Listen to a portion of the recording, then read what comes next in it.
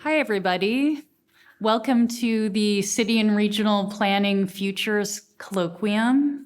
It's a great pleasure and a homecoming to introduce today's distinguished speaker, Mr. Jordan Exantus. He has years of experience with leadership roles across government, nonprofit, and private sectors. He currently serves as transit program manager for the city of Alexandria, Virginia, where he oversees projects integrating transportation, equity, land use, and sustainability. Jordan grew up here in Ithaca. He's a graduate of the Cornell Urban and Regional Studies program and later earned his master's degree in city and regional planning from the University of Memphis, where he studied under Dr. Ken Reardon, who is also a Cornell faculty member here years ago, and who is a leading voice in participatory and equity-driven urban planning. So those formative experiences, I hope, laid a foundation for what I know has become a really deeply impactful career at the intersection of planning, equity, and restorative justice or reparative planning. In addition to his municipal work, Mr. Exantus is currently a senior tribal planner with a project team, LLC, a national firm based in Minnesota that partners with Native Indigenous nations. In this role, he supports master planning, strategic planning, and project management efforts across Indian country, ensuring tribal sovereignty, culture, and vision are central to the planning process. He's been expanding his teaching and mentorship as an adjunct professor at the University of Maryland College Park, where he's leading a graduate level community planning studio that sounds amazing. It includes reimagining community transitions with underutilized religious properties throughout Maryland. So Jordan's work spans Black, Indigenous, immigrant, rural communities, and is really marked by a commitment to community voice, coalition building, and social justice. So we're so pleased to have him return here as an alum of the URS program and share his wealth of knowledge with us today. So please give him a warm welcome back.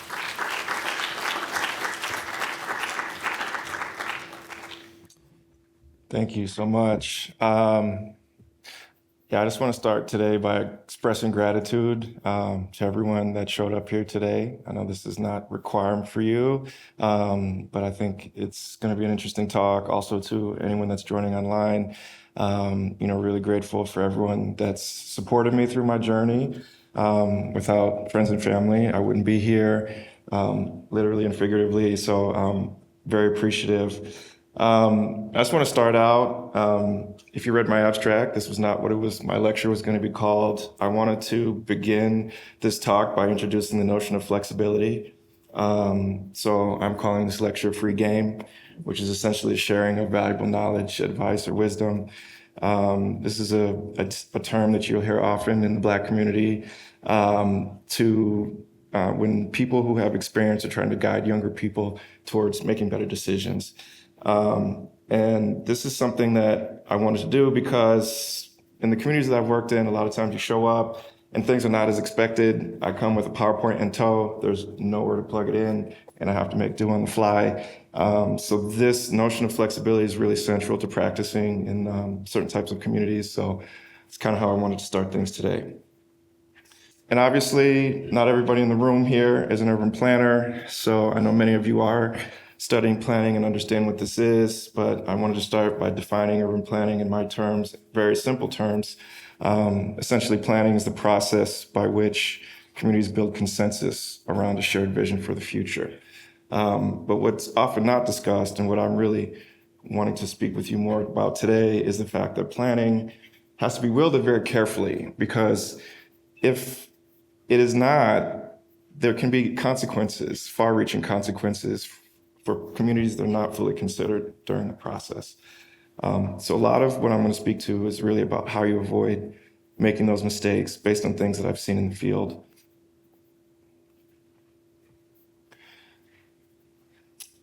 So as you heard, I was a student here several years ago. I won't tell you exactly how many, but I want to show you a little bit about my journey. This lecture is going to be partly autobiographical, just because I feel like you kind of have to understand the journey to understand the message. To me, everything I'm going to say today is pretty normal, almost unspecial. However, throughout my career, I've been lauded for my courage, willingness to speak truth to power, as they say. I don't see it as my views as particularly controversial, but I found that people are surprised. And I realized that I have this capacity because I've spent so many years confronting my fear.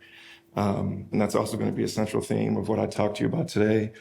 As we work in difficult contexts, confronting fear is essential to not only doing good work, but earning the respect of the people that you're working with.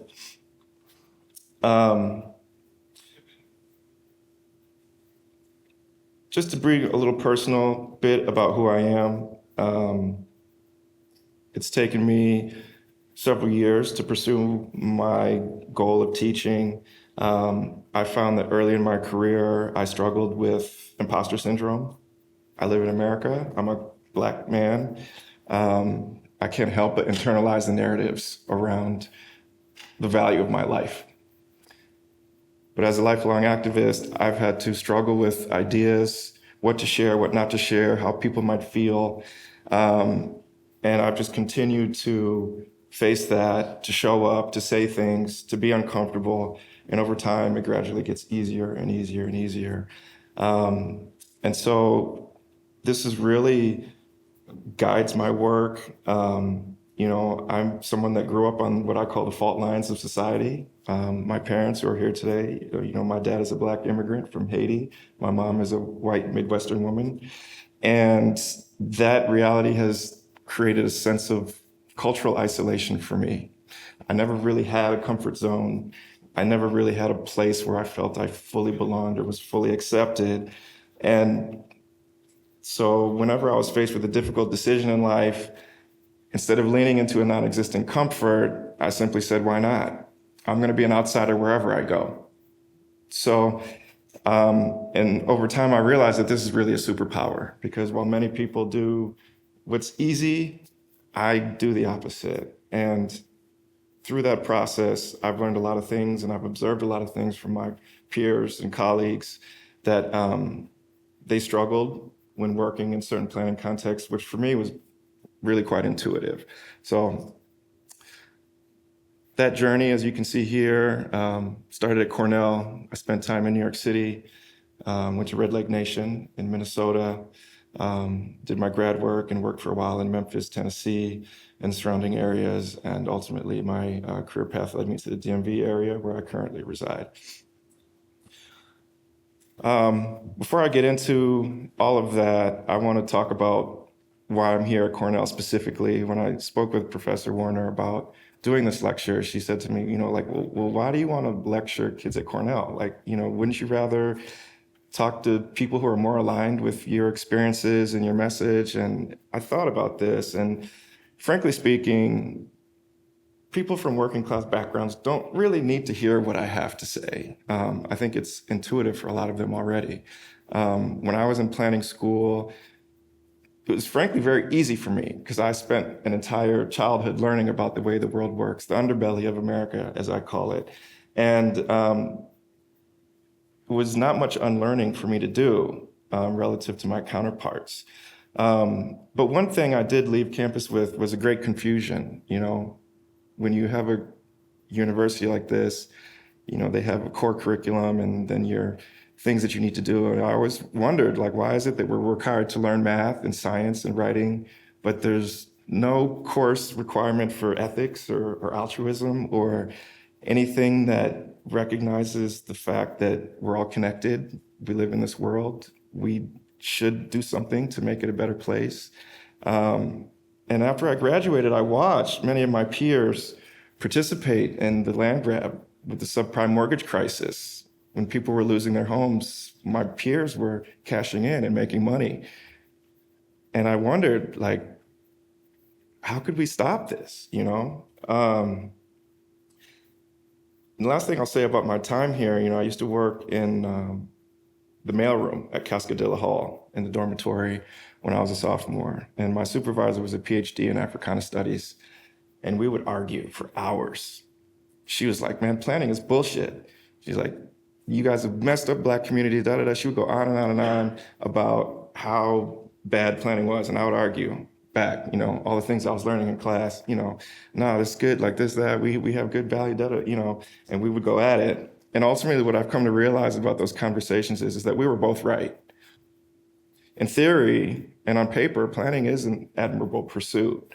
But in practice, our shortcomings as humans show up quite frequently. And that's where the disconnect is. And that's really what I'm hoping to talk to you about today. So this is my problem statement. We learn in school that one of planning's key roles is to mitigate unintended consequences or to fix market failures and address externalities, right? However, what I've seen is that oftentimes progressive planning policies are pushed without contextual awareness or meaningful community engagement. And what happens is people get hurt and tensions form. And this can create or enhance the distrust that already exists between political actors and communities, reinforce existing power structures and wealth structures, sow division, harm vulnerable communities. And particularly important in today's political climate is that it can create political misalignment. Something that really bothers me about what we're seeing in the world today is I hear people saying, oh, well, why are poor people voting against their own self-interest? Almost kind of like judging people for their views. And I think, well, how did we get there? Like, what are their interactions that made them go that way versus the other way? Why don't they trust you? Is maybe a better question. This is something that I've seen time and time again in my career, almost a disdain for people that don't understand or don't agree, and a real dismissal of people and their experiences, their lived experience, because it doesn't align with what they feel is right. And I think it's that kind of intellectual kind of sense of superiority that really contributes to planners having a difficult time working in certain communities. So what do we do about it? I think it really starts with consciousness, which I would describe as just a general awareness of how social and or economic class shapes people's access to housing, transportation, public goods, and economic opportunity. I think by developing consciousness, we're able to better design solutions for communities that actually work to elevate the people that we want to help. And this is not limited to class, We all have blind spots. I think it's important to acknowledge that. Particular experience I had, I was working on a public space management plan, and I had a meeting with, old folks home, and, the people were telling me about the sidewalks in town and how they had trouble getting around because there was these utility poles and they couldn't get through with their wheelchair. And I was like, oh my God, I missed it. I knew that was a thing. I know about ADA, but when I was actually in the community observing the conditions, I didn't think about it. And so I think it's really important that we're continually working to unpack our mindset and develop our awareness so that we can reinforce our commitment to building a better world.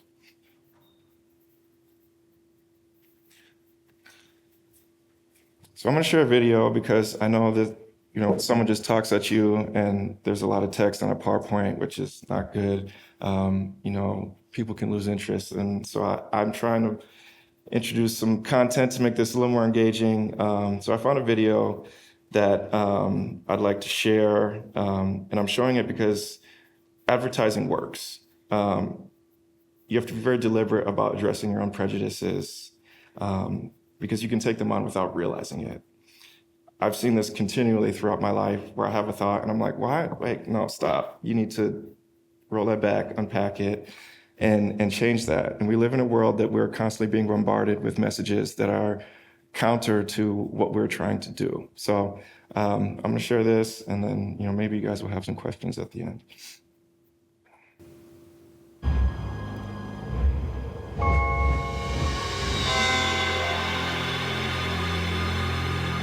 Rationally speaking, it would make sense that the more of something you have, maybe the more inclined you would be to share it with other people.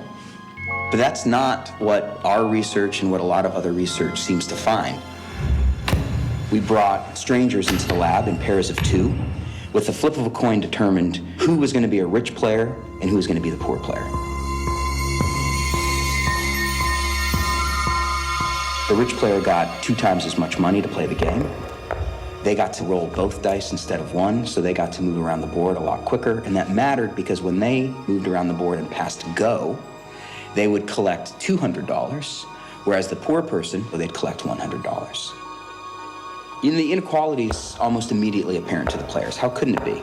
But within a couple of minutes, dynamics start to crystallize.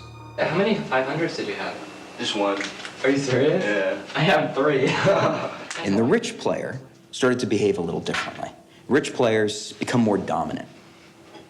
Rich players eat more pretzels.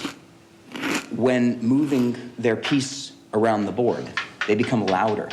They start smacking the board with their piece. I'm gonna buy out this whole board. And the rich players were significantly ruder. You don't have enough money to do it. They were far more likely to showcase and talk about how well they're doing Life is sweet for me. and to belittle the plight of those poor players. Lose all your money soon. So they became less compassionate. Yes, and I'm buying it. And these are patterns that we're observing consistently over hundreds of different individuals. You're gonna run out of money soon. You see people who are winning because of the flip of a coin start to act as if they actually deserve to win. Looks like I made some good investments. One of the questions we ask is, why did you win the game? And you could imagine that rich players would say, well, I won the game because of that flip of the coin. I had 2 times the advantage. But none, not one, of the rich players attributed their inevitable success in this game to that force of luck that randomly got them that privileged position in the first place. And when we watch patterns of human interactions, people who feel entitled and deserving of their own success are more willing to privilege their own interests above the interests of other people and often engage in ways that undermine other people's welfare so that they can get ahead. And that's a fairly pernicious social consequence. But it's not about people who are rich, but rather that the experience of being relatively better off than someone seems to affect everyone or would affect everyone in the same way. Yes, we won the lottery!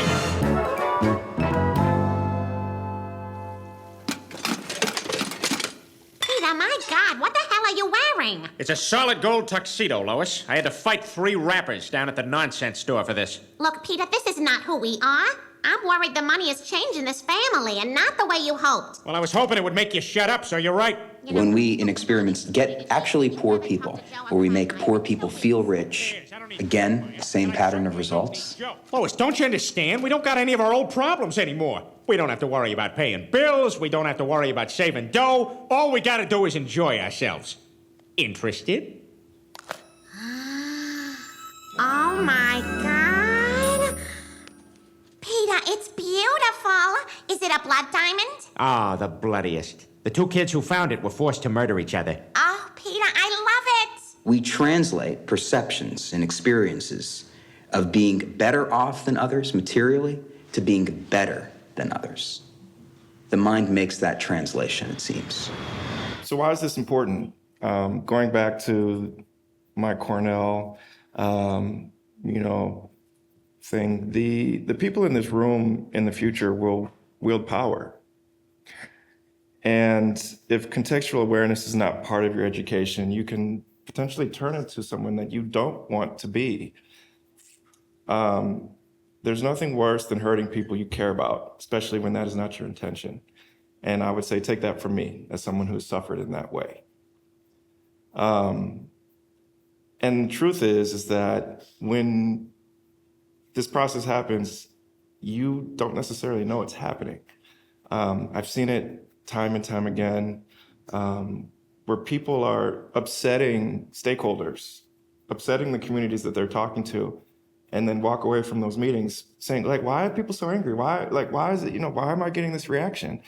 And I had to have some difficult conversation with them about the way they talk to people. Like, you're not showing the proper respect. A lot of times, someone will reject your ideas, even if they're great ideas, simply because you don't speak to them in the right way. It's really foundational to doing this work well. So I'm not going to read all this, but I'm going to keep moving because there's a lot of slides. So I'm going to rephrase again. Working in Black, red, and brown communities, it really requires unlearning. I'm going to take you through some of the places I've worked.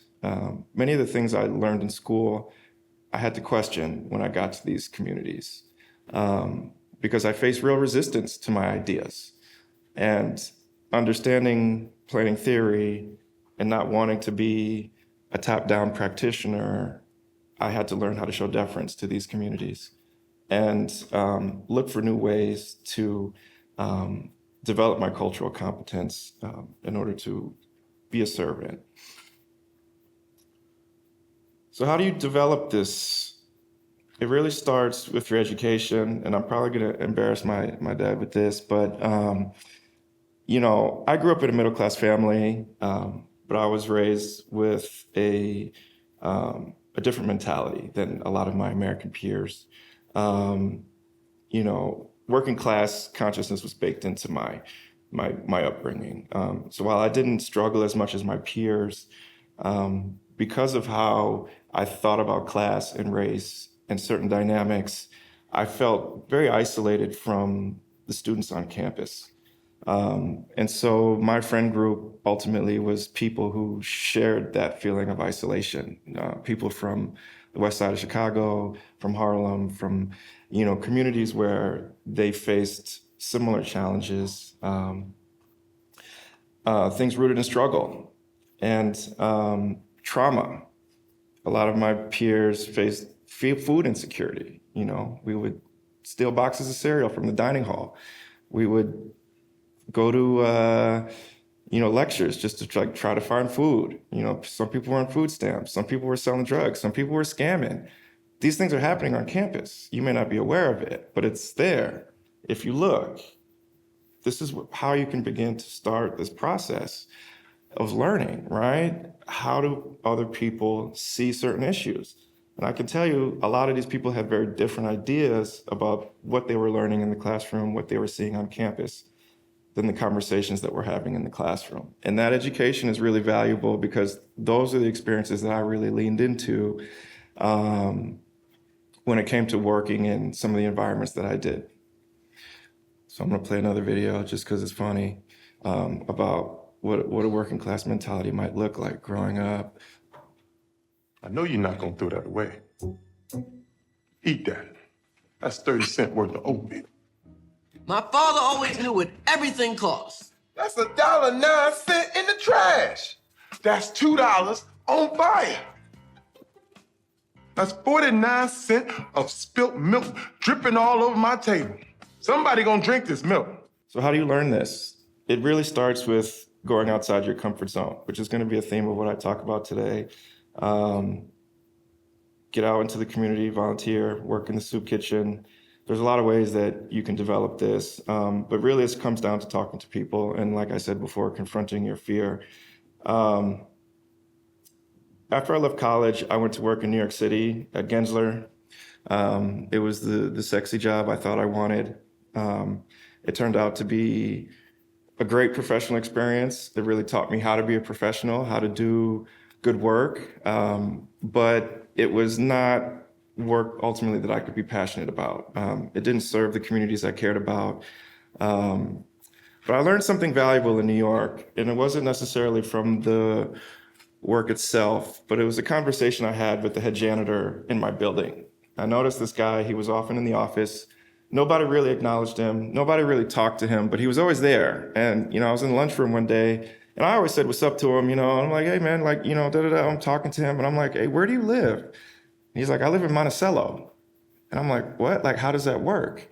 If you've ever taken the campus bus from Cornell to New York City, you know that Monticello is about 2 hours outside the city.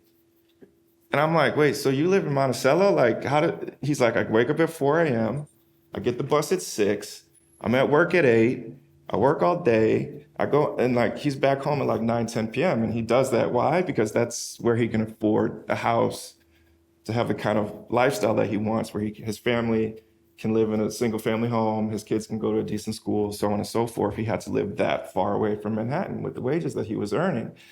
And it reminded me of something that I learned about in Brazil. When I went to Brazil with Professor Goldsmith, we were in Rio, and we learned that there's a whole class of people who, on Monday morning, they go into the city for work. They sleep on the streets all week long because they can't afford to travel back and forth. So they're essentially homeless all week, and then they go home on Friday, and that's when they see their family again. And I thought about that because I'm like, in the US, we don't have that problem widespread per se, as far as I know, but we're not far off. And it is a potential in our future if we don't get the cost of living situation under control.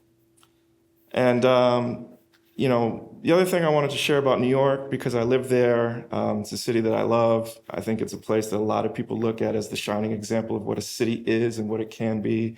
New Yorkers will tell you that it's the best city in the world. There's some real challenges there, and some real anger amongst the city's most historical residents about what's happening to their communities. You hear about gentrification. When I lived in Brooklyn, I talked to people on the block who were like, yeah, I shoot my gun off just to like create the perception of this neighborhood not being safe, because I don't want people pushing us out of here. And I always thought about that, like, oh, okay, like what is that? And so again, how do you build that consciousness? It's in the culture, it's in the music. So I heard this song a couple years ago, and I was like, this is an urban planning lecture in and of itself. And I'm gonna play it for you and excuse the vulgarity, but I mean, as far as the urban planning critique, this is about as good as it gets. Your hunt. No.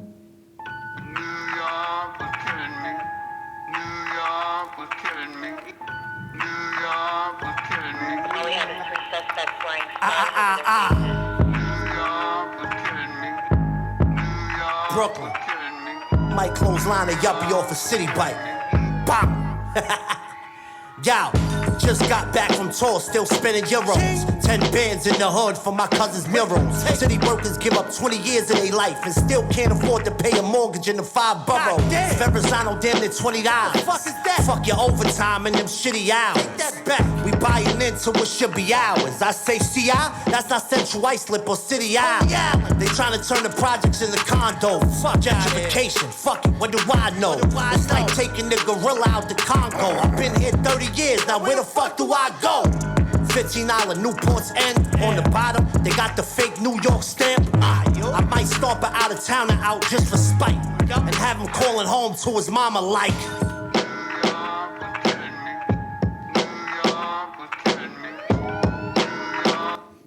So you get the point. There's a lot to unpack there, and I don't think we have time to do it all, but we heard about congestion pricing, the problem with that. We heard about the cost of living. We heard about gentrification. It's all there in a quick 30-second segment.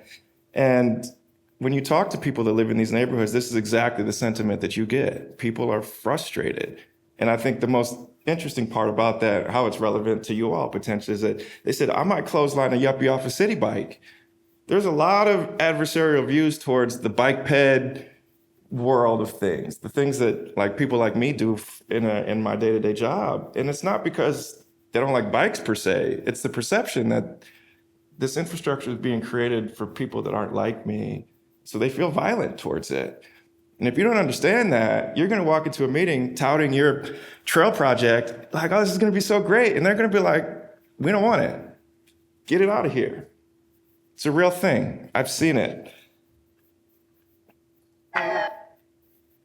So moving on, Red Lake, this was really a rude awakening for me in many ways. The reservation is unlike anything you'll really see in mainstream US culture. It's essentially, it's a sovereign nation. They operate on a completely different wavelength. And the first thing that I received when I went to work for the tribe as their planner was a stack of treaties, and understood very quickly that I needed to understand the history of what had happened to these people if I was going to have any success in this job. Their priorities are different. They want to get their land back. They had part of their reservation stolen. As you may know, if you know any of Indigenous people's history, the US government broke pretty much every single treaty that they ever made with Indigenous people. And understandably so, these people are very adversarial to mainstream culture. They're very anti-establishment. They're very anti-colonial, and they're very distrustful of anything that resembles what those people have. So when I came in and tried to come up with planning prescriptions, I was constantly told, okay, if you do this, okay, that's fine, but don't put it on a map. Okay, if you create this data set, that's fine, but don't share it with anybody. And I had to be very deferential, because if I didn't, people were going to be upset with me. So what does that mean, right? And so basically what I had to do was submit or yield. My opinions, what I wanted, that all went out the window. And I really had to submit to this community to say, you're the authority, you have the knowledge, you're in a position, you tell me what you want this to look like. And this comes up in many different ways, right? In planning practice in different places, but really central to this is not imposing your own cultural norms and not feeling like if things are not existing the way you think they should, that there's something wrong with it. I could tell you this community called Panema, one of the towns on the reservation. The first time I went to a meeting there, I walked in the community center and they were smoking cigarettes in the meeting. And I'm like, what's going on? This is, we haven't had indoor smoking in New York for a long time. This was normal to them. And I just had to adapt, right? It's not an easy thing to do because your biases will come out. But I think it's really important when you work in these contexts to be flexible. So what did we do? So the first thing I did was create a land use and transportation plan, right? Create a vision for the place. What are the needs, right? Figure out how do we make this place better? And something that I realized, despite this being a rural community, there was a lot of pedestrians. A lot of people don't have cars. A lot of people, had to walk to get around. And it was really unsafe. It was just highways, no shoulder, no sidewalk, no street lights, nothing. And there was an issue. People were getting hit and killed by cars and trucks. And then you layer on the racism, there's another dynamic. They would pick up radio chatter of truck drivers who were driving through the reservation saying things like, let's see if we can hit us an Indian today. This was their reality. So what I said is we need to get people off the street. So I came up with a non-motorized transportation plan and cobbled together accident data, working with, local people. Hey, there's an accident here, manually, right? Going through every police report, documenting every single accident, what happened. Every data point had to be done manually because there was no records. Everything was on paper with pencil sometimes, not even a archive record, but literally written in pencil. This is how we put this together. And eventually we were able to develop a strategy to get this facility built. Mixed use trail, streetlights, rumble strips, the whole nine, right? Crossings.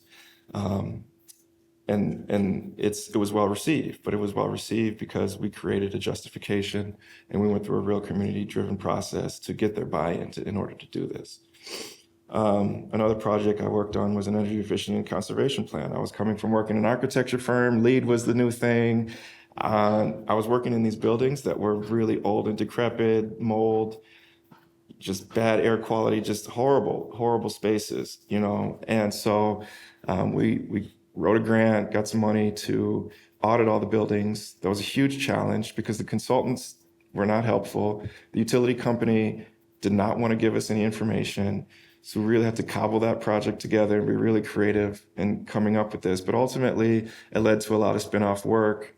We were able to get some buildings condemned. The tribe finally got the push they needed to develop a new government center and tribal college. And we fixed some really dangerous buildings. And that work over time, it actually really built momentum around other projects which have been recently built. So I encouraged the tribe to purchase a property in Minneapolis on the light rail, primarily because their main economic driver was a casino, which is a vulnerable revenue resource, right? Like if the state of Minnesota had ever decided to legalize gaming, they would be in trouble very quickly because of how isolated they were. So we developed this property in Minneapolis on the light rail, which is actually low-income housing, an urban embassy, medical clinic, daycare, basically all the government services for band members that lived in the Twin City areas could have access to housing. And this is all done in an area of Minneapolis where it's just kind of like a cultural corridor where lots of indigenous institutions are. The other thing that came out of the planning was the charter school. One of the things that always struck me was that even though Red Lake was sovereign and they controlled all their institutions, they did not control their school.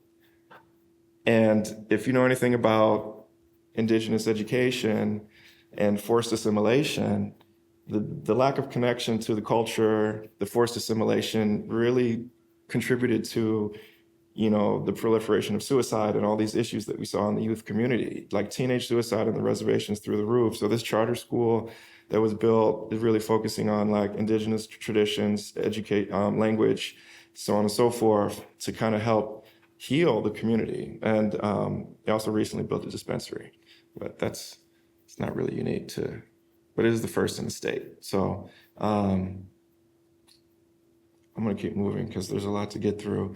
I went to grad school in Memphis, Tennessee. Memphis is unique because it is one of the only majority Black MSAs in the country. And what that means is not only is the inner city Black, like many cities, but the suburbs as well. In Memphis, I saw that the plantation legacy was alive and well. This was a kind of hub of the cotton trade. And that industry had morphed into what I call the distribution economy. FedEx is the biggest employer there, a lot of warehousing, a lot of low-skilled menial jobs. And, the way that the labor system worked, nobody was full-time. People were kind of like cycle in and out. It was very, very exploitive and very impoverished. There's also prison industrial complex was alive and well. If you have any doubts about racism in America, I can tell you when I lived in Memphis, I got pulled over so many times in the span of 3-4 years that by the time I left Memphis, my driver's license had been suspended and I was at risk of getting arrested the next time I got pulled over. And that's in spite of every time I got pulled over and was given a bogus ticket, I would go to court and fight it. And every time I went to court, it was like a line around the block, all Black folks, and then you would talk to people and it's all nonsense, This was the pattern. And I figured if I could get caught up in that, but then I talked to my white peers and none of them had that experience, not a single one. It's anecdotal, but I think it's relevant.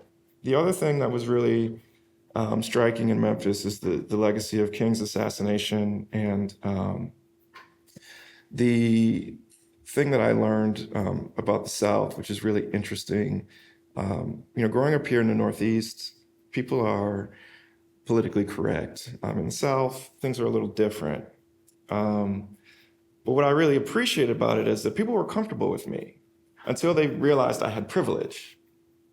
I would meet people, I would talk to them, and then when they found out I was getting my master's and I was educated and I came from a certain, then they would get upset. And I'm like, oh, what changed? Okay. And then I learned about the history of Memphis and what happened when Black wealth materialized. It was challenged with violence and with arson in particular. And if you know Black history, this happened pretty much everywhere. Even here on campus, at one point, the Africana Studies building was burned down in the 70s because people did not like to see Black advancement. And so what I realized is it's not so much that people are uncomfortable with race, they're uncomfortable with things being out of the established order. And the poverty was really something that they were able to exploit and really relied upon for their own economic interests. And getting back to the planning, when I was there, we worked on Choice Neighborhoods project to redevelop foot homes.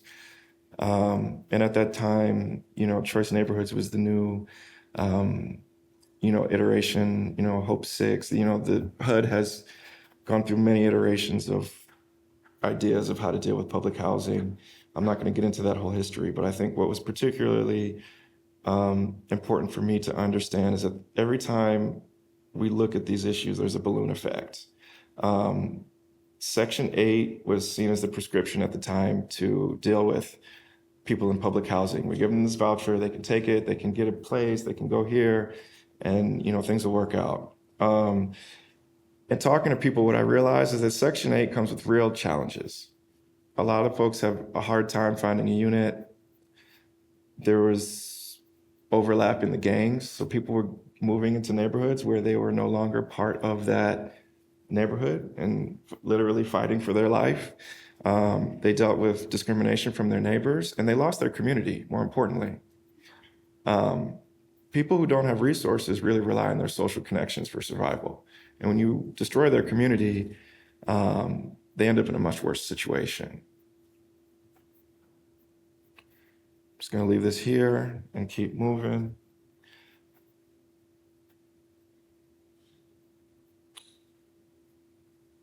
So for a brief period of time, I was a planning director in Somerville, Tennessee. This is a rural community in Fayette County, the county seat of about 4,000 people. Particularly relevant to our conversation is that this is honestly one of the most respected I've ever felt in a workplace. In spite of it being incredibly conservative, these people were openly bashing Obama on a daily basis. They were very, very respectful to me. And it was quite confusing for me.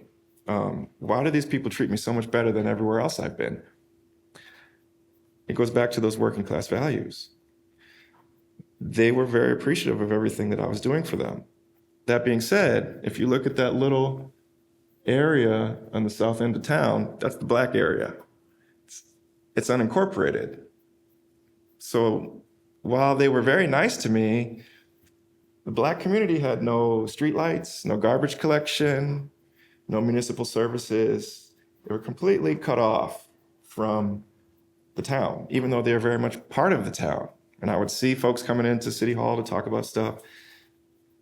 You guys aren't part, you're just not with us, right?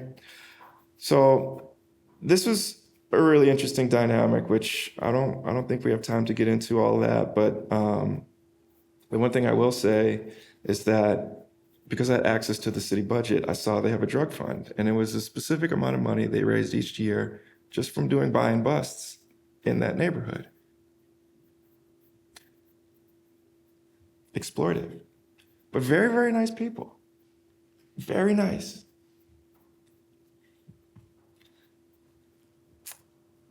So when I left Tennessee, I moved to Prince George's County. It's a suburban county directly east of DC, about 1 million people. Huge planning department, over 300 people, very slow, very bureaucratic. And although Prince George's County is touted as, one of the wealthiest Black counties in the country, it is still underserved, and there's still, there's a divide, right? Inside the Beltway is poor, outside the Beltway in the suburbs is wealthy. The planning agency was very adversarial to community power.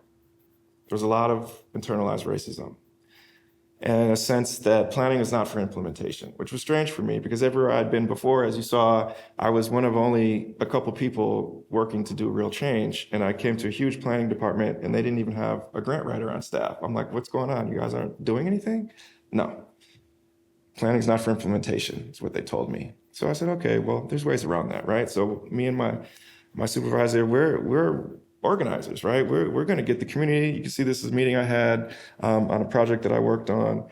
We got the community behind our work and kind of forced people's hand. And what happened? We got in trouble. Well, why are you guys having so many meetings? They cut our budget. Yeah, no food for meetings. No, you can't do that. So what did we do? We started paying for it ourselves. Can't have a community meeting without food, right? Like, so what do? We did it ourselves. This is at a planning agency with multi-million-dollar budget. But it's how things work, right? So how did I come to that? I think, you really have to lean into your ethics and what it is that you're supposed to do, right? Like, I struggled with being at odds with my employer. Am I going to get fired if I do this? Like, am I going to be okay? How do I know what to do? So I really leaned in this because it was like, the code of ethics tells you what you're supposed to do. And what that means is when you're a community advocate is that sometimes you are going to be at odds with your employer. And you're going to have to do things which feel really uncomfortable. That's something I experienced over and over and over again. And it's something that I had to confront over and over and over again in order to do my job in the right way, because I was constantly being encouraged not to. Because it's inconvenient to do things the right way. And it contradicts what power wants. So when I was in the county, I worked on what's called the Central Avenue Connector Trail, and it's kind of ironic. I've done a lot of trail projects, even though they are seen as gentrification projects. But what I realized is that you need to couple a gentrification project with neighborhood conservation or community development, right? So when we met with the community, first thing I would tell people is like, yo, don't sell your house. Whatever you do, don't sell your house. Like, they'd be like, oh, because people don't really understand government. They think that they're good, and like someone comes along, offers them some money, they're like, all right, I'll take it, And then we did supportive programs. We offered grants for homeowners to fix up their house, to do things to kind of help them stay in the community and not be so vulnerable to the economic pressures that were coming. So what does that look like? I think as you think about economic development, which is a key function of planning, I think it really needs to be together with community development. I think if we're going to be successful in helping communities, what comes out of development really has to include the community that's already there, right? And so that's delegating power, empowering local leadership, ensuring participation, working on things to prevent displacement, and ensuring that the economic benefits go to the people that it's intended to. Because the truth is, gentrification is a very nuanced issue. In all the places I've worked, most people that live in these neighborhoods actually want their neighborhood to gentrify. They want better quality living environments. They want better quality retail. They want a grocery store. A lot of these places are food deserts. They want these things. They don't want what comes with it, which is the displacement. They don't want the high property taxes. They don't want to be pushed out. But they do want better quality living. So I think a big question for planners is, how do you do that? The other problem I noticed working in these contexts is that many marginalized communities are playing catch up. And as such, their elected officials and local agencies have a real hard time leveraging quality development. Their leadership is under pressure to deliver something. They're term limited. They got a couple years. They're like, I need to build something. And just kind of cobble it together. And, a lot of times that's substandard stuff. Whereas in more affluent communities, they can afford to kind of hold the developer's foot to the fire. I saw time and time again, land use attorneys coming into the planning department and just beating up our planners. Yeah, we're not doing that. We're not doing that. What are you gonna do? This creates friction between the community and practitioners. And it's something that you'll have to contend with if you end up working in one of these places. I'm gonna keep moving because I have a lot of slides. probably one of the most rewarding projects of my career. During COVID, I got out of government because things got too weird, and I worked at a consulting firm called Inspire Green, a Black woman-owned company based out of Philadelphia. And because of my relationships with Park and Planning, the Planning Commission in the Prince George's and Montgomery County area, I was able to get this job doing the racial equity and social justice review of their comprehensive plan.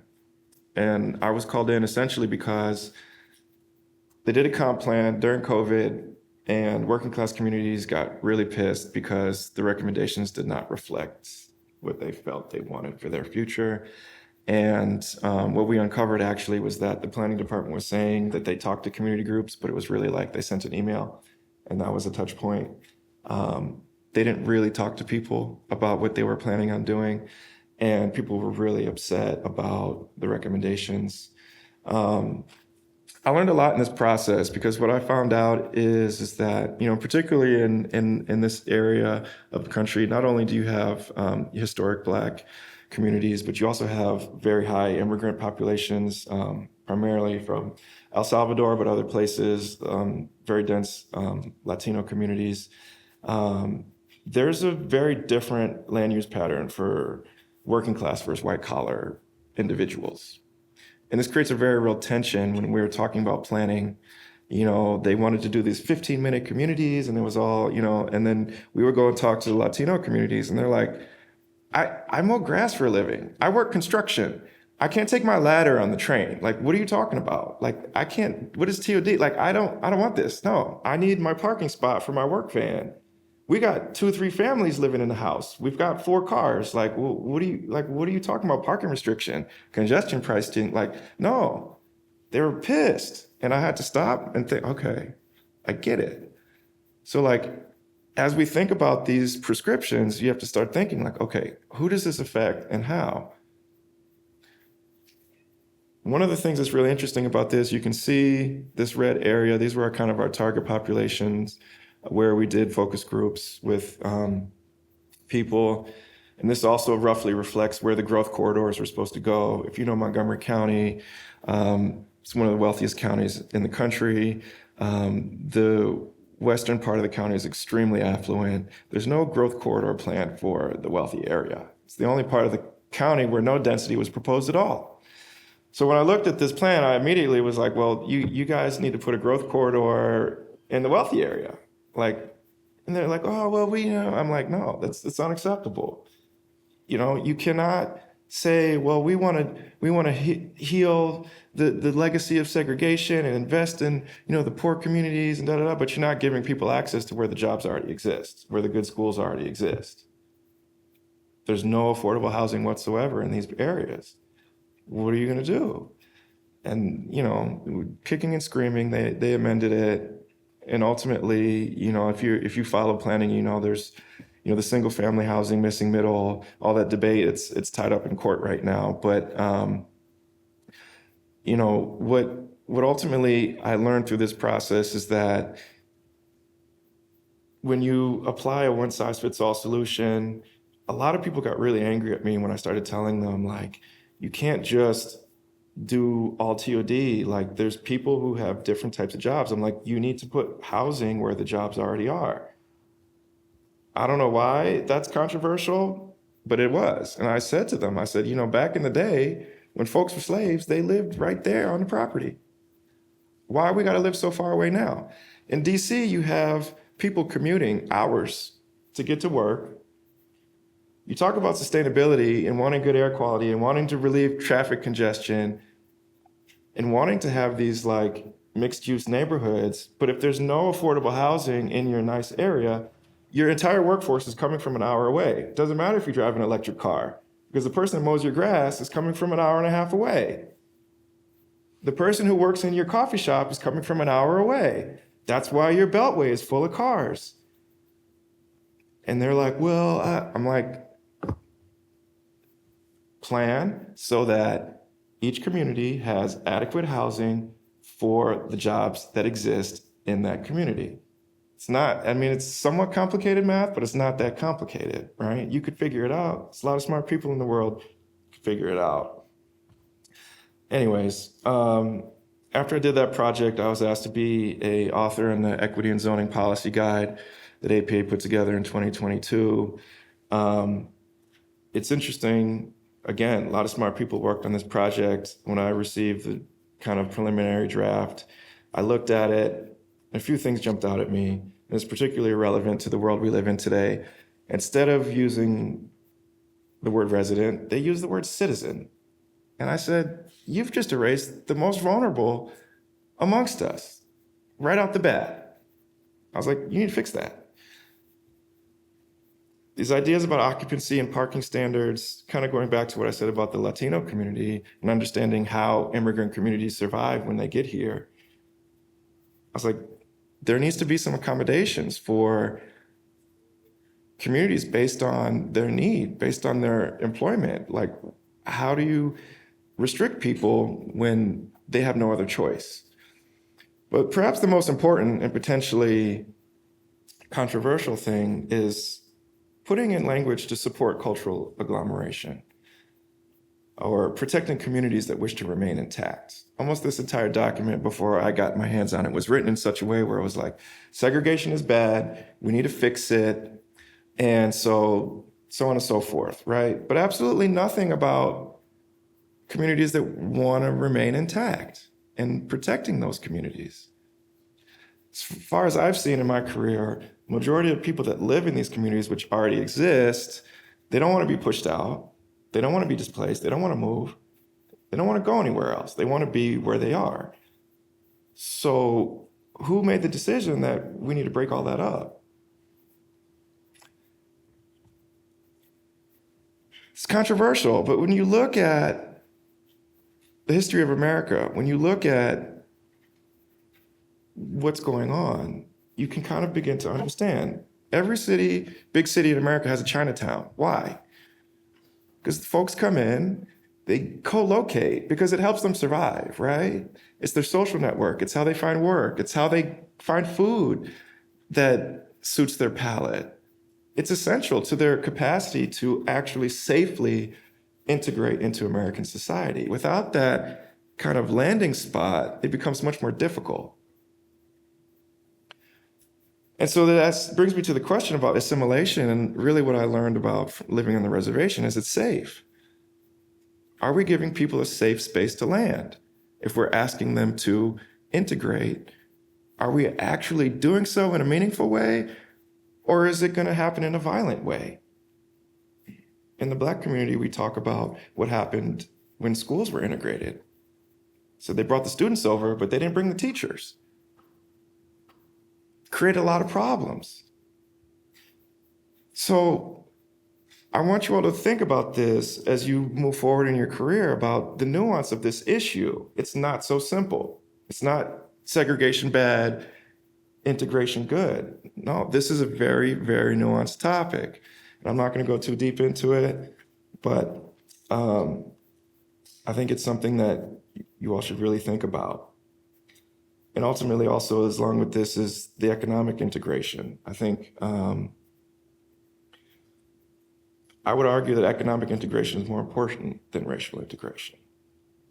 Because what I see happening a lot when people celebrate their diversity is that it's diverse privilege. They're like, oh, we got all these different, but I'm like, everybody here is wealthy. If you're low income, you still can't afford to live there. And I think, diverse privilege is great.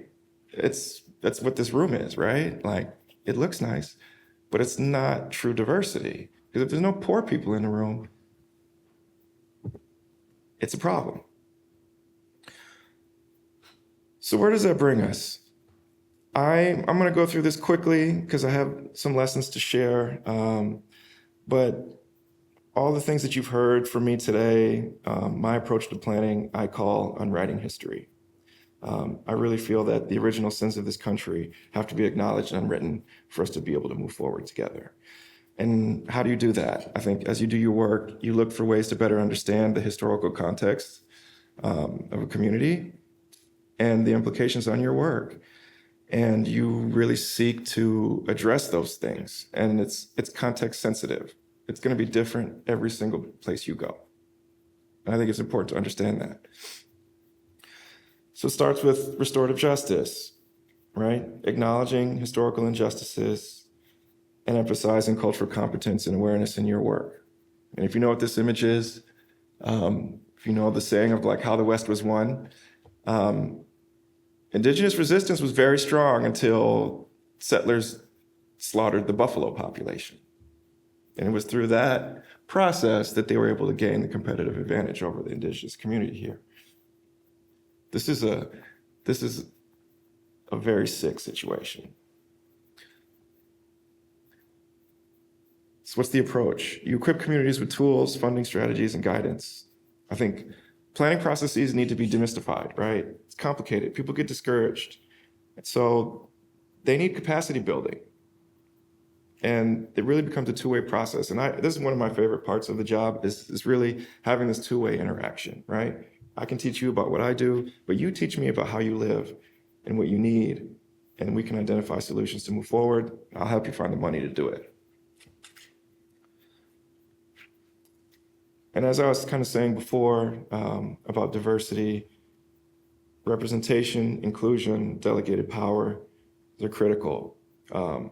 Hopefully you all have seen the ladder of citizen participation at this point in your education. I really think, in my experience, most of the community engagement I see is therapeutic. This is happening, sorry. But in a real process, you should be empowering communities to do the work themselves, right? Working to address historic wounds, healing. And that comes through partnership and learning.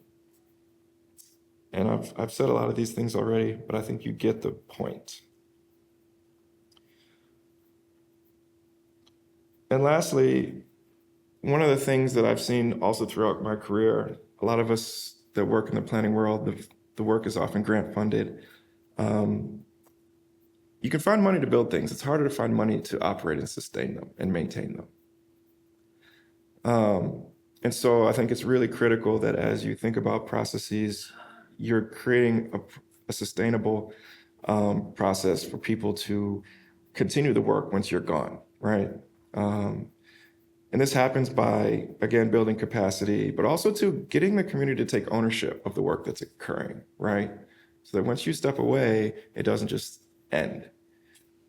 Seen it a lot in my career, and I think it's really important to get that community buy-in so that this occurs or is more likely to occur.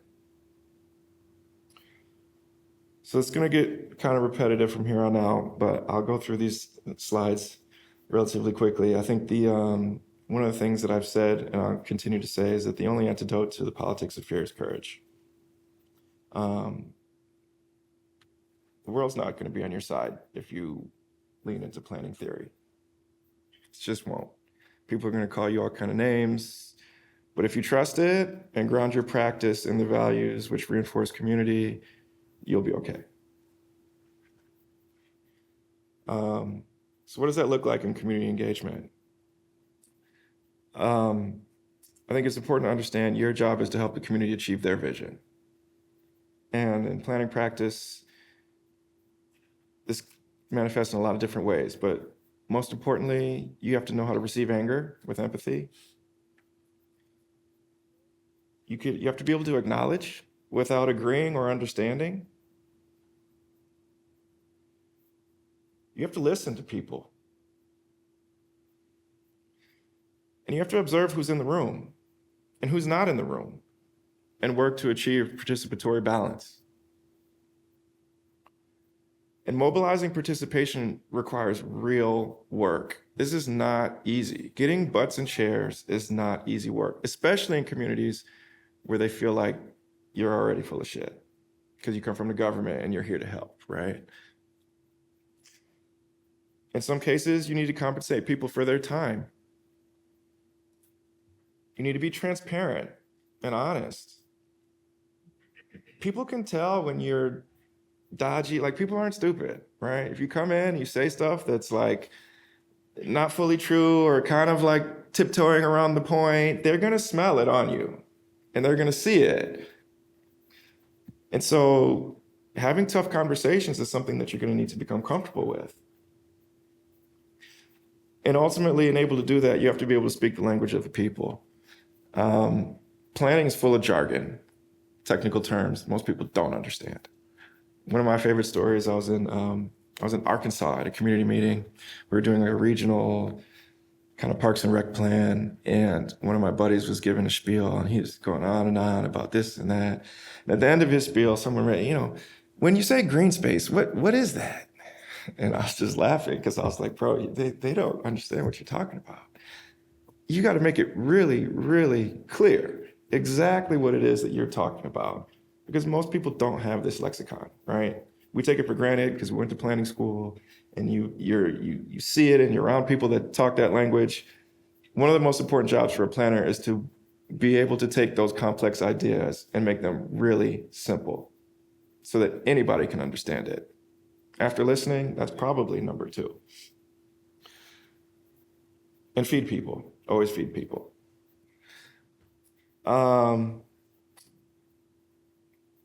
You guys are probably familiar with this. Survey before you plan, right? This is not limited to physical factors. I've seen a lot, like one of the things you're always gonna do if you work on planning documents is an existing conditions report. I've done probably 30, 50 existing conditions reports in my life. And then the history section is always kind of, if you're working in a marginalized community, you have to dig deeper. Especially because a lot of these communities, their history is not on Google. You have to talk to people. You have to engage. You have to get the anecdotes and research them. It's real work. It doesn't happen quickly. It takes time. Sometimes you may even need a specialist to help you do it, to dig. You have to dig. But that is how you're going to build real relationships. It's how you're going to understand the history and the context, and it's how you're going to do work that might actually work. I have this picture here with the mangoes because one of my favorite planning mishap stories comes from my dad, who told me about a group of students who were in Haiti trying to figure out how to improve the quality of life for this village that grows mangoes. And they went there, they did all this looking at stuff, and they said, they're putting these mangoes in these wooden pallets, it's bruising the fruit, and they're losing 30% of their yield, and it's costing them all this money. If we get them these plastic containers, they're gonna be able to fix the situation, they're gonna have this much more money. And so they got these containers, they dropped them off, and they walked away. They came back a couple months later, and people are bathing in the containers and doing everything but putting mangoes in the containers, right? Because they had other needs. They didn't properly survey. They didn't properly understand the context and the needs of the community before they applied the prescription. They didn't have a vetted implementation strategy. There was no capacity building. So when you skip steps, it shows in your results. And this is critical as you approach work. I'm not going to read all this. You can read it. I'm going to play the video because I think one of the things that has gotten me in trouble throughout my career, in planning, we talk about eminent domain and fair market value for your property, right? And I don't like that, right? Because I feel like if you're asking someone to move, you should be measuring more than just what their property's worth, right? Because people live in communities, and communities have things in them that have value. And it's not so simple, right? Like I worked on a project, the county executive in Montgomery County asked me to come up with a kind of counter proposal for hospital redevelopment. And one of the things that I said was like, that hospital provided jobs. Like whatever you build in its place should replace those jobs, because the people that live here rely on those jobs. And people thought I was crazy. I'm like, it's alchemy, right? It's a 1-for-1. Like if they lose jobs, you should replace them. I don't know. I don't think it's crazy, but hey, what do I know? As a country becomes more and more developed, the one thing that gets eroded is community. Yeah. The village disappears. Yeah. And what you have to do is you have to buy the village back. Yeah. You know? Yeah, You have So to buy the house. you buy a literally, you have to housekeeper, buy yeah. somebody to look after your kid. You have to buy somebody to help you clean your house. You have to buy somebody to help you fix Cook, your. yeah, You have to yeah. buy somebody to cook. You have to buy. You're buying the same village that they tricked you into not having. Like I'm always amazed at the con of it all. This machine, this larger thing, told everyone you should get your own house and you should live by yourselves. How can you still live with your parents in the same house? This is ridiculous. What? And so everyone goes off, they get their own house to live by themselves, they have a kid, and now you need somebody to come and look after the kid, but they can't just come a few. If you know what, you should get a bigger house, they could live with you. You could have a live-in nanny. Yeah. Where I'm from, they call that an aunt. Or a sister. They call that a grandmother. Grandma, yeah. They call it a sister. Yeah. Take from that what you may. So I think we're mostly through, but I have something else that I want to say. We talked about this a bit last night. I think your generation is going to have to contend with some very challenging questions.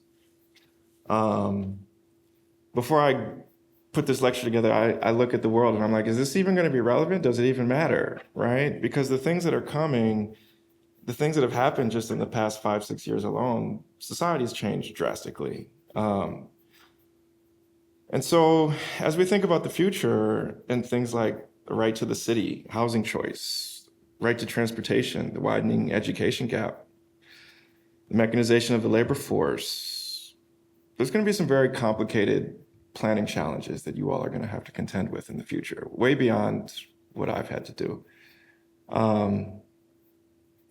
So one of my final planning problem statements is just about this, right? Like with the mechanization of labor and artificial intelligence, autonomous vehicles and AI, I mean, what are we going to do with all that surplus labor?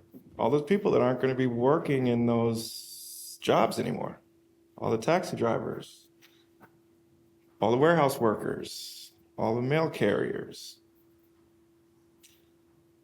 It's a big question, right? And then also too, we see increasing housing privatization. You know, I bought a house 10 years ago that I can't afford today. I can't. In the past 5 years is the first time in American history where the average income cannot afford the average home. Private equity is increasingly buying up property, and they're pushing people towards rental. The American dream is to own a home. That's how you build wealth, so on and so forth. That's disappearing quickly. So if that disappears, how are people going to create wealth in the future? It's a question to answer. And then maybe more insidious and something that you will hopefully have an easier time navigating is how do you manage the language of planning and the language of equity being co-opted? This is something you have to train yourself to do. I see it all the time. People don't say outwardly racist things very often anymore. It's more of like, oh, well, we can't build that because the parking and and you know, it's going to be too dense and it's out of character with the neighborhood. And, you know, you get a lot of this like flowery racism. And it's like, oh, you just don't want those people living in your neighborhood, but you're not going to say it because you know better, right? This is something you have to keep an eye on, you know? And sometimes it's well-intentioned. And that's why I put terms like BIPOC up there. I'm not a BIPOC. I don't know what that is. Like, don't lump me in with everybody. Like, doesn't make sense to me. Because what that enables you to do is to say, I have the same experience as this person over here. We don't have the same experience. We're not a group. That's just your way of putting everybody in one side and then white folks over here. I don't agree with that, but it's become adopted and it's everywhere. BIPOC. I always tell people I'm not a BIPOC. Sorry.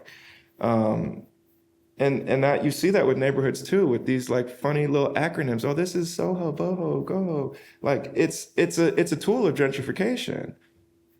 It's cultural whitewashing, and it's wrong.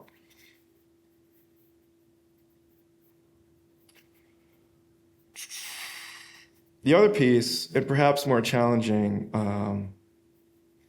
is on equity versus progressive planning. One of the things that I really struggle with is, working class people are still chasing the American dream. When you tell them, hey, give up your dream of living in a single family home and owning a car, they don't like that. They're like, we want what they got. What do you mean? I want to live in a house. I want to have a car. I want to do what I see people of privilege doing. But then as planners, we're always like, oh, well, we need to get the mode share down and we need more people on transit and we need to do this. And like, I do transit for a living. I agree. But I always am challenging my peers to say, hey, like when we think about who we're getting out of cars, who has access to transit and not, and how this all works, we have to be very careful. Because ultimately, a lot of these policies end up harming the most vulnerable people. And the people of privilege, they'll continue driving their car, maybe they'll drive a little bit less, but it's not gonna really adversely impact them. So you always have to kind of toe that line. And I'll say this because you guys are young people and you're growing up in the world today. I have a big problem with cancel culture. I'm just gonna put a plug on this because I know this is America, we love our sports and we've got our parties and everything is like a competition. I don't think there are sides. There's no sides. That's my opinion. I think that we've become way too quick to cancel people, to demonize people for their ideas if we don't agree with them, simply for having a position that doesn't agree with us. And I think the ostracism actually makes people more dangerous. If this place is going to be truly free, it has to be free for everybody. There needs to be safe spaces for everybody. And that includes people that you don't agree with, that have ideas that you don't like. Where are they going to go? They're here. We're all here together. So ultimately, we need to find a way to coexist. And I think it's also important to understand that the distinction between the oppressed and the oppressor is clear, but there's a cost on both sides. If you're in the world hurting people, you're not okay. You're just not. You may not realize it, but there's a spiritual cost when you're an oppressor. And the healing is needed across the board. So I'll end with this. It's my advice to young practitioners. And I've said this before, you need to trust planning theory. Go outside of your comfort zone. I know a lot of you probably, after you graduate, think you want to go to sexy market. I'm going to go to New York, Chicago, LA. There's a lot of impact to be made in small markets. And you will be given a much higher level of responsibility.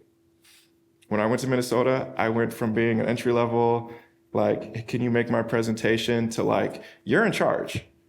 And you've got millions of dollars of grant funding that you need to figure out what to do with, and you need to figure out how to spend it. And you need to, I went from there to there, just like that. You're the expert. I was 22. I didn't know what I was doing, but I figured it out. That's how you grow. It was challenging, but very rewarding. Make sure you take time to unplug. And kind of in line with what I was saying before, consider all perspectives and experiences as valid. Everybody has a lived experience that somehow they arrived at that opinion. Try to figure out what it is. Practice gratitude, show respect, and something that I struggle with, don't be in a rush. A lot of my career, I did things, I planned things, and I initially felt like I failed. Oh man, it wasn't until 5, 6, 7 years later, all of a sudden that idea actually got built. And I'm like, oh, so I didn't fail. I just wasn't patient enough to be able to understand that, like, after you plant a seed, you actually have to wait for it to grow. And be of service. If you can help, help. No matter what it is. A lot of planning work is like social case management, right? Talk to people about their problems. Try to figure out how to help them. And most importantly, you have to eliminate fear. I can't stress this enough. especially in the world we live in today. I'm in DC. I don't have to tell you all what's happening. People are scared. If you don't contend with that, you will find yourself in a more difficult situation. And I can tell you that that feeling of powerlessness that you have when things are happening, that gets mitigated by directly addressing your fear. It's when you show up to that protest or you do something, you take an action, you start to feel better. So I'm gonna play the last little clip because this is inspiring for me. Silence.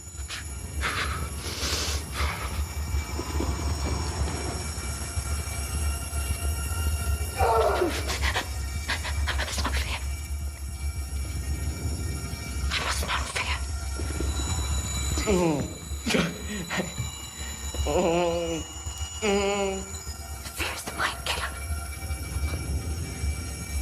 Fear is the little death that brings obliteration. And I'll face my fear, not permit it to pass over me through me.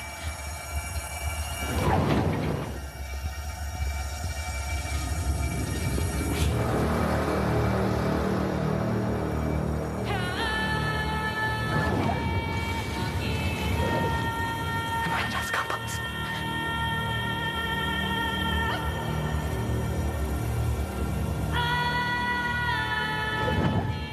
look down the other eyes, who's both.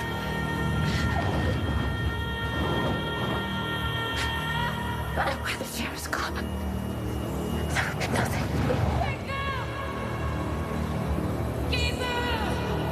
Only I will remain. Enough.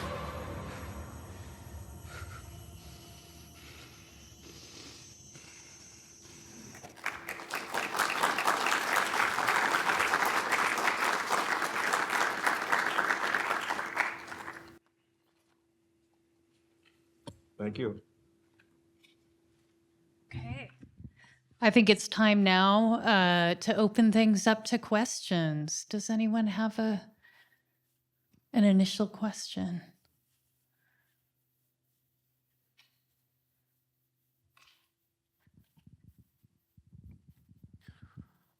Hi, I'm Franklin. I'm a fourth year in planning here.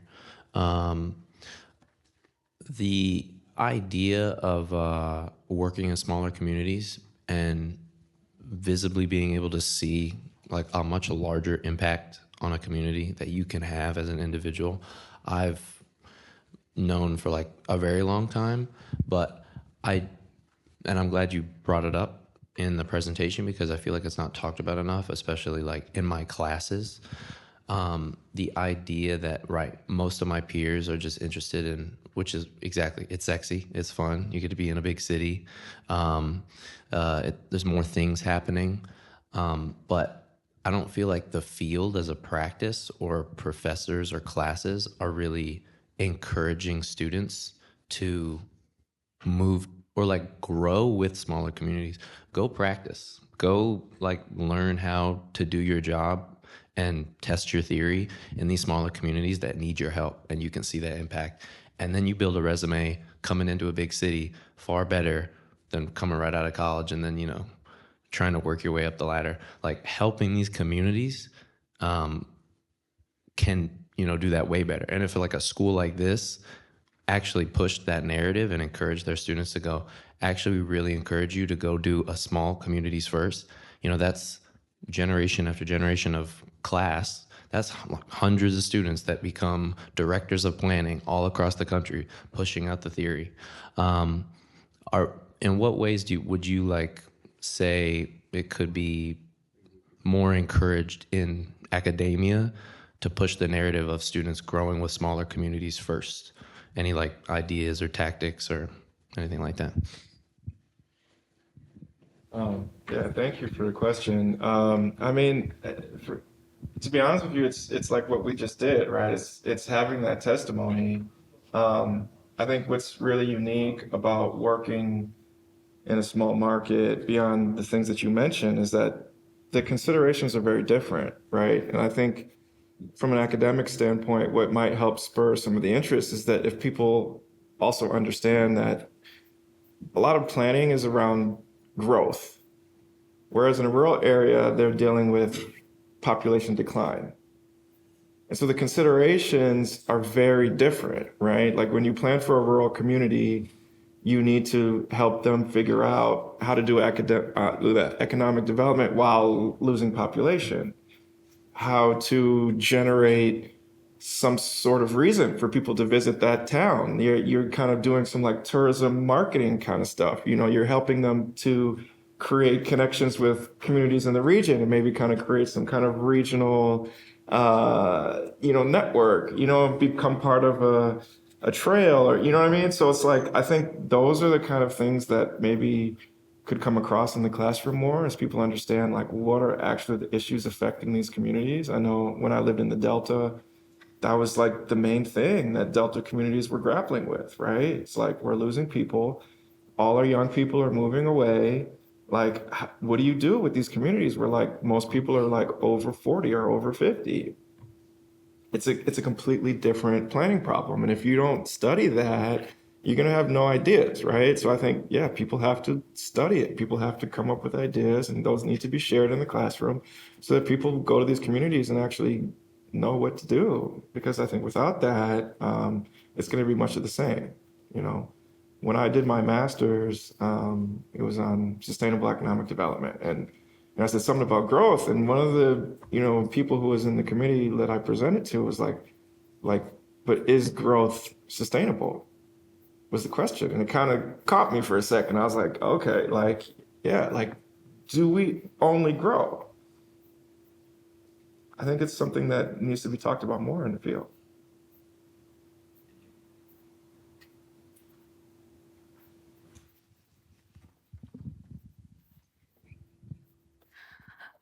Thank you so much for coming. I'm Ramin. I'm a first-year MRP student. I was just wondering, I have done some work in the past with like Indigenous community land trust back in Canada, and something that we hear a lot isn't just land back, but also legislation back, these like kind of broader legal issues that are like barriers. I was wondering if you could speak more to how to translate that community engagement to something as broad or almost unreachable as like broader legal or like broader issues like that.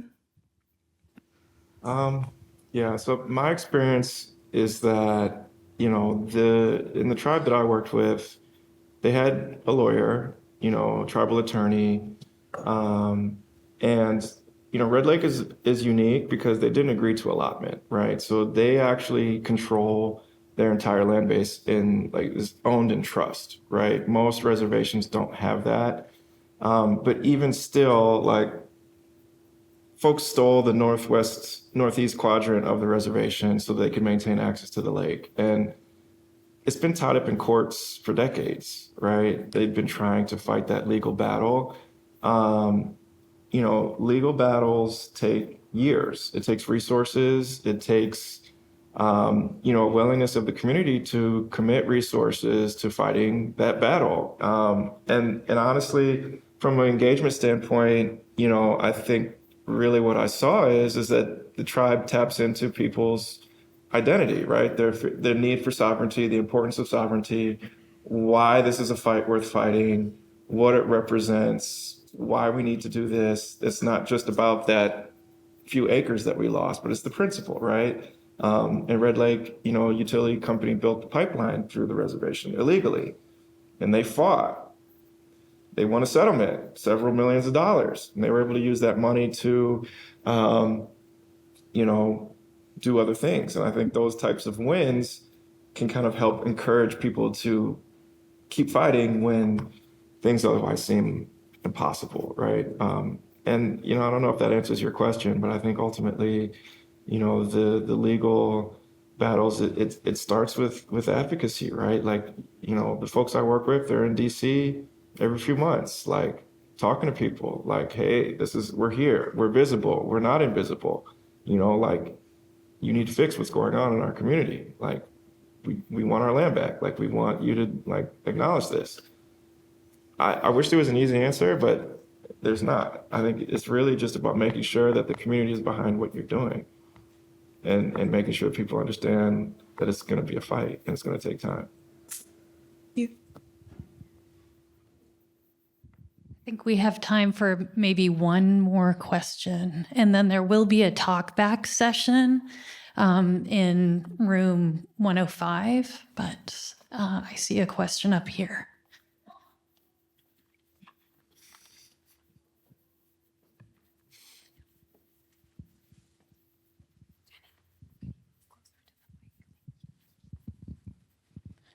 Hi, thank you so much. I'm an architecture student from Charlottesville, Virginia, and so I've seen firsthand how a community can kind of be confronted by its past and not want to change. And so I was kind of wondering what your techniques or approach is to communities that are resistant to change or resistant to confronting their past. So it's an interesting question. I think what's funny about change, I've never been to a community that wasn't resistant to change. Even things that they want, just changing is hard, right? For people in general. I think the most important thing when dealing with people that are resistant to change is helping them to see things, right? For me, when I think about these dynamics, this history,